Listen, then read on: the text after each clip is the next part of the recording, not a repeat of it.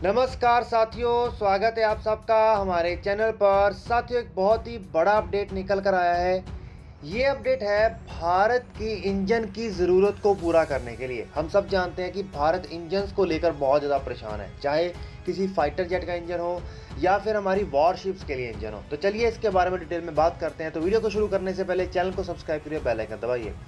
साथियों, आज के समय में अगर हम किसी भी वेपन को या किसी भी हथियार को बनाने की बात करें तो उसके अलग अलग चीज़ों को डेवलप करना सच में एक बहुत ज़्यादा मुश्किल काम होता है। चाहे आप किसी मिसाइल की बात कर लें, किसी फाइटर जेट की बात कर लें, किसी वॉरशिप की बात कर लें, किसी एयरक्राफ्ट कैरियर, सबमरीन या किसी भी हथियार की, उसमें बहुत सारी अलग कैपेबिलिटीज़ की बात की जाती है। अगर हम वॉरशिप की बात करें तो उसके अंदर मिसाइल को लॉन्च करने का सिस्टम वर्टिकल लॉन्चिंग सिस्टम होता है, या उसके अंदर टॉर्पीडो अटैक्स की कैपेबिलिटीज़, या फिर दूसरे अटैक से बचाने के लिए रडार सिस्टम्स, या फिर उसके अलावा उसके अंदर और भी कई स्टेल्थ फीचर होते हैं, इंजन होता है, बहुत सारे कॉम्प्लेक्स डिज़ाइन होते हैं। तो भारत भी इस क्षेत्रों को लेकर बहुत ही बड़े स्तर पर काम कर रहा है। हम सब जानते हैं कि भारत के अंदर ही पूर्ण रूप से भारत का खुद का एयरक्राफ्ट कैरियर बनाया गया है, जिसे कि ट्रायल रन के लिए भेजा भी जा रहा है।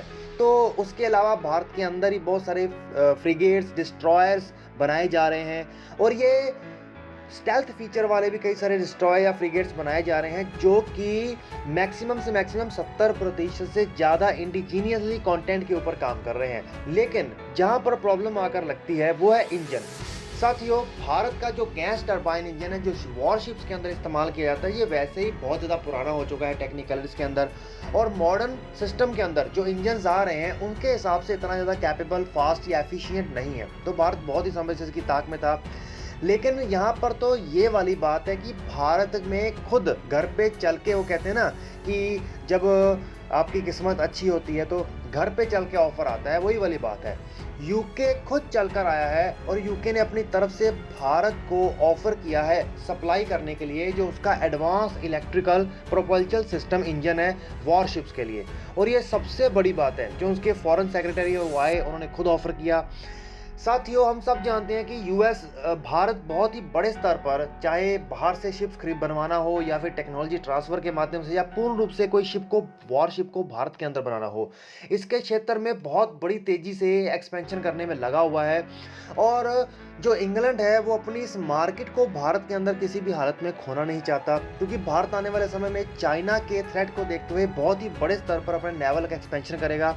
चाहे एयरक्राफ्ट कैरियर बनाने हो, फ्रिगेट बनाने हो, डिस्ट्रॉयर बनाने हो, या और कई सारी कैटेगरीज की शिप्स को बनाना हो, उनमें कई सारे प्रकार के इंजन्स लगते हैं। क्योंकि सबसे बड़ी बात होती है कि ये जो वॉरशिप्स होती हैं, इनके डिज़ाइन बहुत कॉम्प्लेक्स होते हैं। कई फ्रिगेट के टाइप का है, अब उसके अंदर भी कई सारी कैटेगरीज होती हैं। डिस्ट्रॉयर्स के अंदर कई सारी कैटेगरीज होती है। आजकल तो पूरी दुनिया में स्टेल्थ फीचर वाली शिप्स का इस्तेमाल किया जा रहा है, और भारत ने अपनी सबसे पहली जो स्टेल्थ फीचर वाली डिस्ट्रॉयर शिप है उसको तो लॉन्च भी कर दिया है। वर्टिकल लॉन्चिंग सिस्टम होते हैं, कई सारी चीज़ें। तो इसके चलते यूके ने ऑफर किया है कि वो अपना ये सबसे बेहतरीन इंजन भारत को ऑफर कर रहा है, जिसको वो ऑलरेडी इस्तेमाल कर रहा है अपने एयरक्राफ्ट कैरियर्स में, डिस्ट्रॉयर्स में, फ्रिगेट्स में, मतलब कई सारे वॉरशिप्स में वो अच्छे से इंटीग्रेट होने में कैपेबल है। कॉम्प्लेक्स डिज़ाइन के अकॉर्डिंग अनुकूल बनाया गया है। इसमें सबसे बड़ी बात ये आती है, अब इसके लिए मीटिंग मुंबई में होगी। अब इसमें सबसे बड़ी बात तो ये आती है कि भारत खुद से ही कोई ऐसा बड़ा इंजन चाहता था जो भारत को, उसके लिए भारत कई सारे देशों के इंजन्स को इवेलुएट भी कर रहा था। अब जब ये ऑफर खुद चल के भारत में आया तो भारत को इसमें सबसे बड़ी बात का फ़ायदा तो ये मिलेगा कि भारत को टेक्नोलॉजी ट्रांसफ़र भी मिल जाएगा, और भारत को इस क्षेत्र में भी धीरे धीरे आत्मनिर्भर होने की क्षमता मिलेगी। कुछ ऐसा ही हमने ब्रह्मोस के टाइम पे किया था कि पहले हम बहुत बड़े मेजर कंटेंट के हिसाब से रशिया के साथ मिलकर ब्रह्मोस बनाई, बाद में धीरे धीरे करके अपना 97% कंटेंट इंडिया ही कर लिया। इससे भारत को भी एक्सपीरियंस मिला कि किस तरीके से इन चीज़ों को बनाना है। और वैसे भी भारत, चाहे फाइटर जेट हो, चाहे वॉरशिप्स हो, चाहे एम्फीबियन वॉरशिप्स हो, या कई अलग अलग कैटेगरीज की वॉरशिप्स हो, उनके इंजन्स या फिर उनके कॉम्प्लेक्स डिज़ाइन को लेकर काफ़ी ज़्यादा चिंतित है।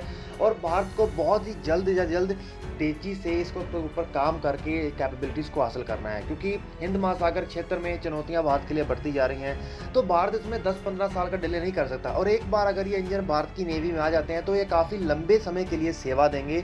और वैसे भी भारत के जो संबंध है यूके के साथ बहुत तेज़ी से इवॉल्व हो रहे हैं, और ये भारत को आने वाले समय में काफ़ी ज़्यादा फायदा देंगे। तो चलिए साथियों, आप लोग नीचे कमेंट करके बताइए कि आपको इस न्यूज़ को सुनकर कैसा लगा। चैनल को सब्सक्राइब करिए, बेल आइकन दबाइए। Okay, thanks, bye bye.